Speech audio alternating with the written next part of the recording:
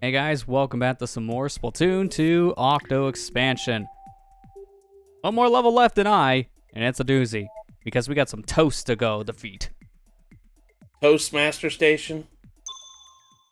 We're gonna get this bread. This bread kind of sounds familiar though. Maybe a different agent encountered some bread at one point. Huh.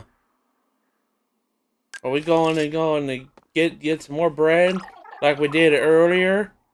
I gotta go to the store and go up and get some bread because I need to make my peanut butter and jelly sandwiches.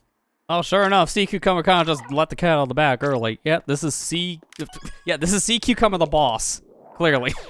Now, it's the Octo upper, and it's returning from the main single campaign. But there's a twist. It's not just the same bread as we fought as Agent 4. It's a souped up bread. It's rye? No, it's just souped up bread, as in it's in soup. Oh, I thought you must have added more yeast to make it rise. I mean, it's doing that too.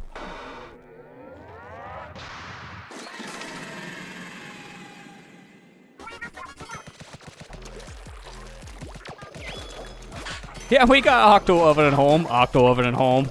More deadly. You gotta kill those guys on top. Yeah, I mean, you don't have to per se, but it makes things so much easier. The ones with the balloon are gonna have a special ability. So this one here is ink armor. Now, pro tip, get the special ability before you do damage to the boss and move on to the next phase, because that canister of a special will not carry over to the next phase if you don't collect it. So you can miss out on that ink armor, which is probably one of the more helpful specials to have here. Man, he really is rising. He's raising the stakes a little bit. Man, he's a little bit more bigger than normal. And he's going a lot faster, too. Holy crap, I forgot how fast he pops out of his bread. Yeah. They make this boss a lot harder compared to its Octo Valley counterpart. It is just way harder. Was a cannon. I keep on mixing up the single-player campaigns. They're literally one name off. It don't matter. I know which one you're talking about. No, it was Valley in Splatoon 1, so it's canon. See, I always do that. At least in 3, they changed the name of it. Yeah, it's a whole different area now, because it's at least a whole different campaign. It wasn't a similar one. That's the thing with Octo expansion. It's just so different, so this kind of feels like the proper single-player campaign. What kind of a lot of people said. Dang bread. Get out of here. I did kind of do a little bit of a skip there. While I was trying to hit things with the Stingray, getting hit by that geyser attack actually stops it. So at that point, we just kind of skip waiting around for the bread to kind of swing around the whole map with that geyser, which helps.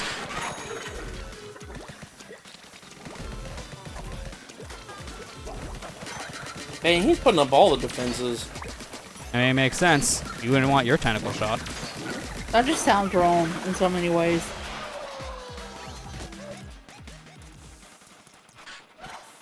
Oh no, my bread! It's burnt!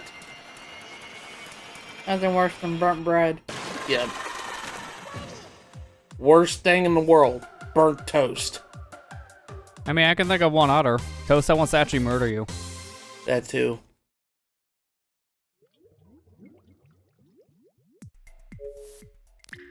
Now finish his eye.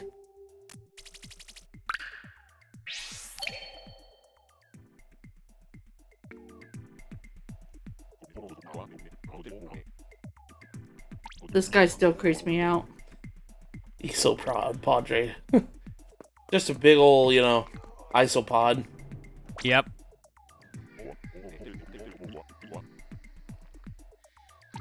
Love all the little items he does have in his bag, though. A lot of different plushes. Also, we got boots. So that's that whole Neo armor set complete now. We just have to, get to the surface to actually wear them. Are we going back to C? Oh, and the G. G's not really that long. We only have a handful of levels here. So it'll put us immediately into the level that has a thing, even though we can literally just go to the thing now. I have weird ordering. I love that timing, by the way. You were talking about, oh, he's got a lot of different plushes, gives you boots instead. Yep. We're going to the Hasta Vista station, or as in Spanish, it goes, and we'll see you later station. Also known as Space Invaders Splatoon Edition. You can already see it just from standing here. I didn't know we were playing Space Invaders. I love that game. So we already had a mission that was very similar to Space Invaders, but this is way more of a Space Invaders than that mission in question. Yeah. It is a nice reference, though.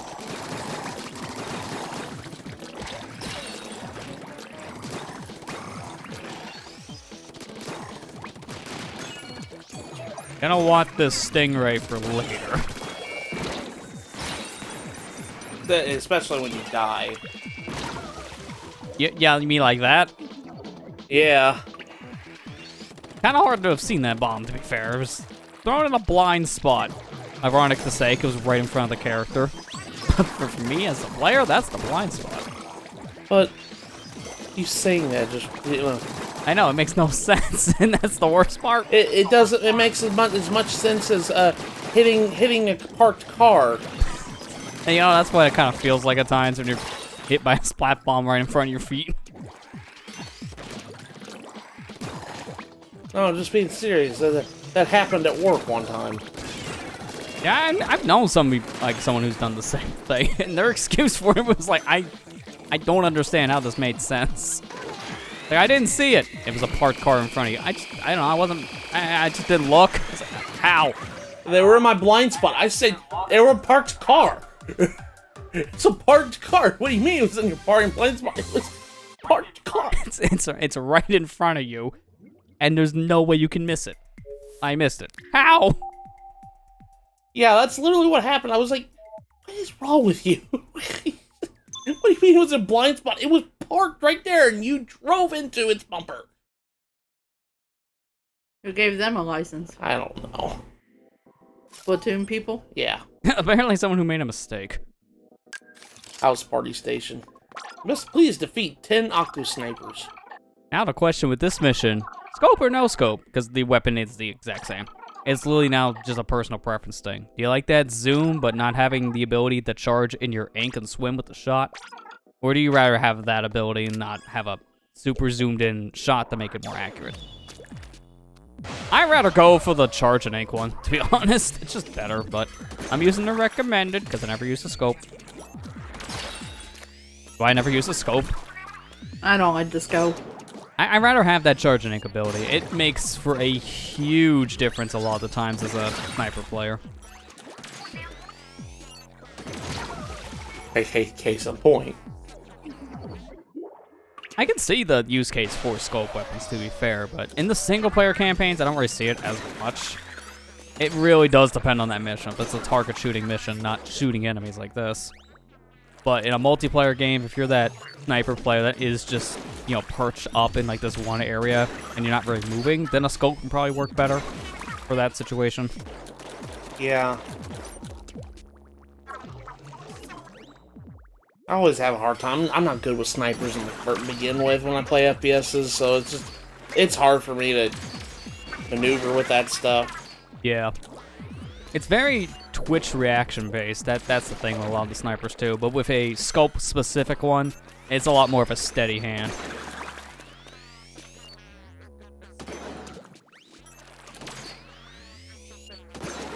One to go.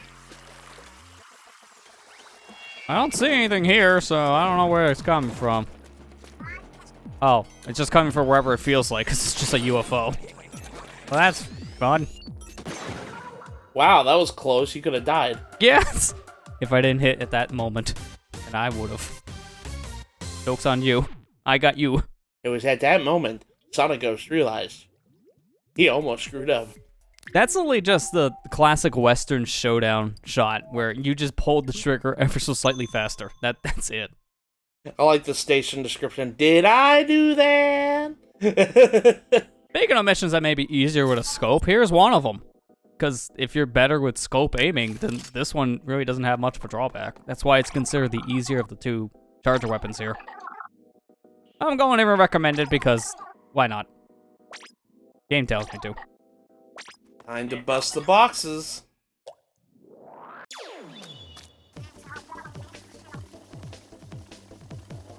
sure you don't burst the balloons. They got big X's on them for a reason. Yeah, they're kind of hard to miss. Instantly shoots one like it's a parked car.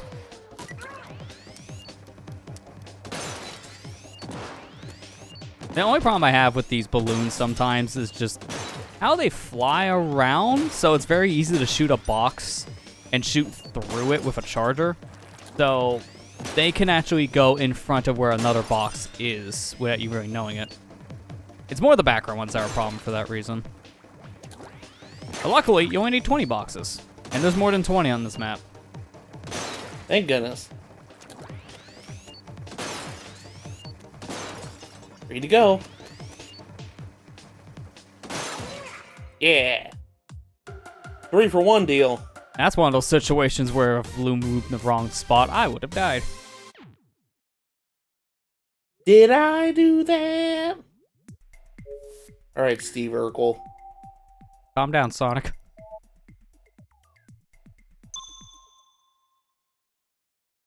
And we're just getting nothing but chargers, because this next one is another charger mission.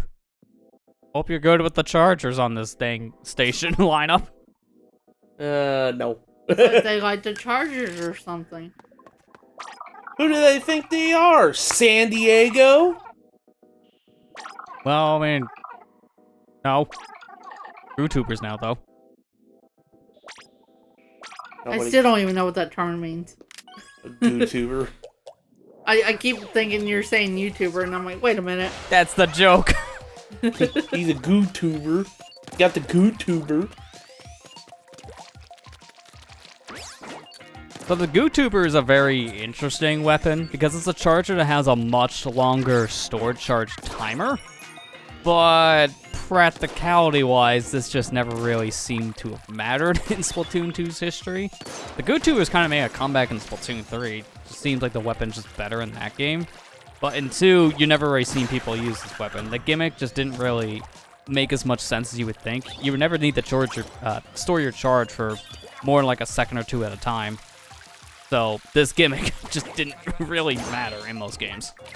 Cool weapon though. Gotta love having me able to store your charges in ink. And you can store it for a while with the GooTuber. It's like about 5 or so seconds, so it's a good amount of time. It's just, again, practicality-wise, when you're gonna hold this thing for that long. Usually, if you have a charge shot ready to go, it's gonna take like a second. Yeah, because you're just kind of repositioning yourself real fast.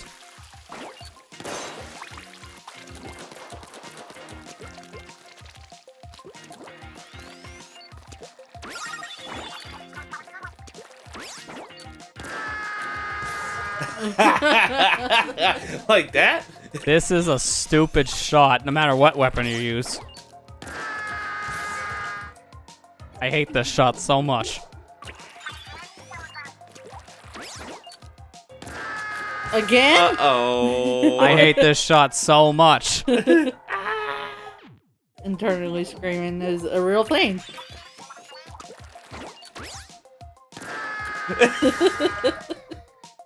I hate shot. Okay, you got it. No internal screaming this time. There, first try. That's right, everybody. First try. The two hosts believe me. First try. I hate that shot. That shot's way easier, as ironic as that sounds. It's the same exact shot, yeah, and I find that much easier to hit. It's just the distance. The distance on the other one just seems like you barely have enough reach. Bamboozler is not much better on its range, so that shot is even worse with that weapon. Oh, we got one more. For G-Line, anyways. I was gonna say, no, have you seen the other I line? say, and then after this, then we have all 4 things. They just magically magnetize themselves to us, and then we just call it a day. If only. That Iceman station. Have an interesting name, because nothing about the station has anything to do with ice. I like to play on words. Is it cuttlefish in disguise again? Where's my super suit? I know that's Frozone, but Close enough. where's my super suit? Why do you need to know? I love the little Game Boy over there in the corner, or should I say the Squid Boy. And all the Q-tips, because you know your games are dirty. Takes 5 Q-tips to play the latest version of Super Squid Brothers.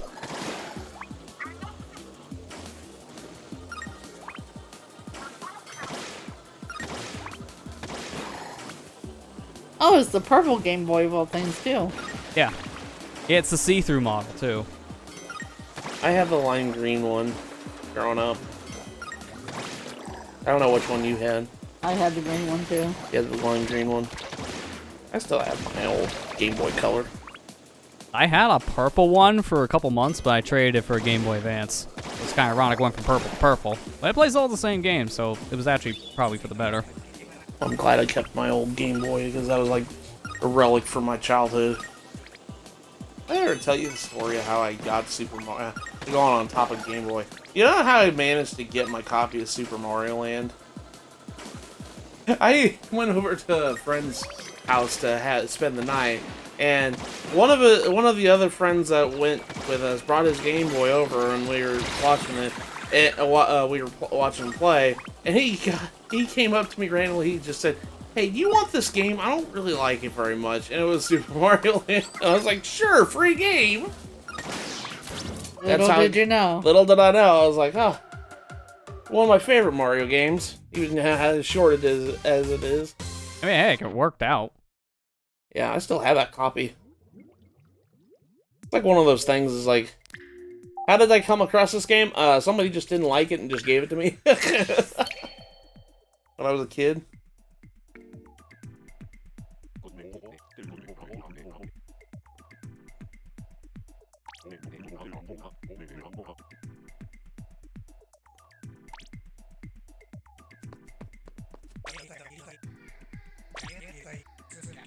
Gaggle of dude's mouth is slit.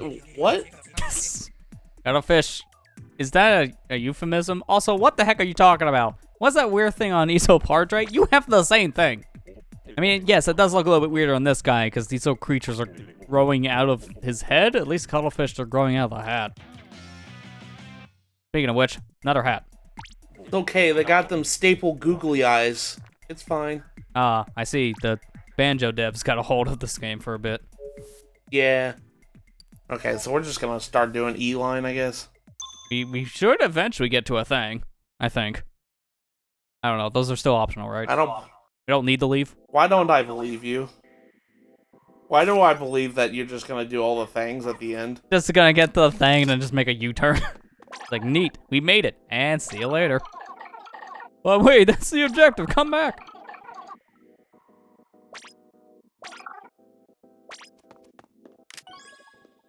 Oh god, you're playing pinball. Yeah. Although, it's weird. It's pinball mixed up with just tic-tac-toe. We need to make a line of 3. Problem with this mission is that if you run out of balls, you fail. They give you 4 of these 8 balls. And it's very easy to run out just without even paying attention. But you just have great luck like me. How did you do that? Good question. I don't even know. We take those. Normally, I get the ball stuck in the wrong holes, all of them come out, then it gets stuck all together, and then they say, you know, that's bad. You fail, and have to keep on doing it over and over and over again. That's the one time where every shot was perfect. This is the one time the recording curse did not come in. Exactly. So, of course, it will happen on my own channel. Not that time that, you know, he didn't get the GooTuber shot right 4 times in a row. Look, man, we're gonna have our failures. I gotta have a success somewhere. Look, man, I'm gonna have, like, the best luck at the hardest mission, but then the easiest one, we're gonna be there for 20 minutes.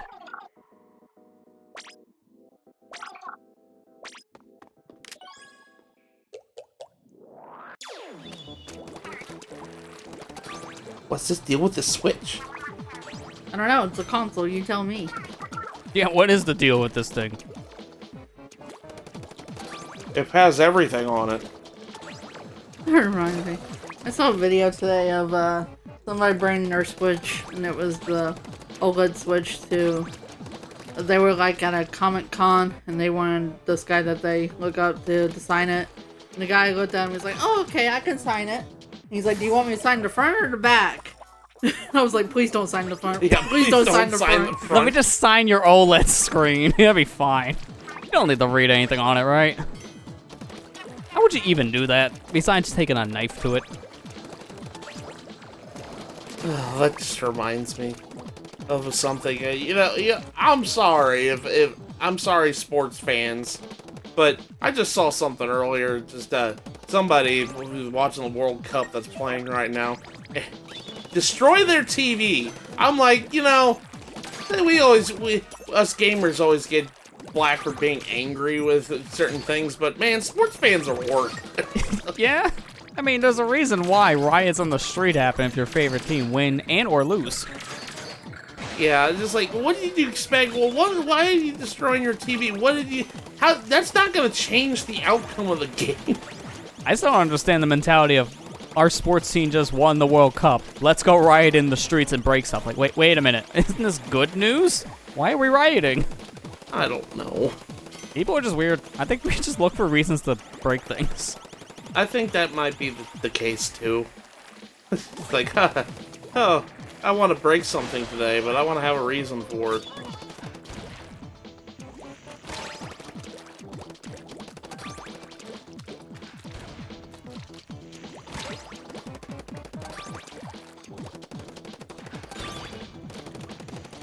There we go. Now we can go. He almost did the skip a little bit. I mean, there's no reason to, because you get up there and there's no launch pad. So that would just be the get out of the way. That's a big boy. How did you get up there, you stamp? That's a good question. He got stuck on his friend's back. I've already seen that before. Also, I hope you love hearing switches turn on and off, because this section doesn't drive you nuts. Da-ling, da-ling, da-ling. Da-ling, da-ling, da-ling. This guy is a nuisance, too, because he always turns the switches off you just activate. So you have to keep on re-hitting a lot of the same ones, too. This section could take a bit.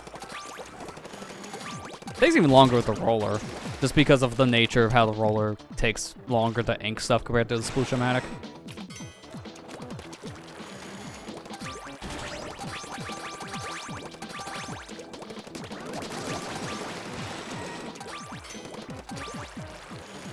Man, I can't. Oh, I was gonna say, which switch was not hit? Or get your face off the floor. I need to go. Okay, now you can put your face on the floor. Thanks for the points.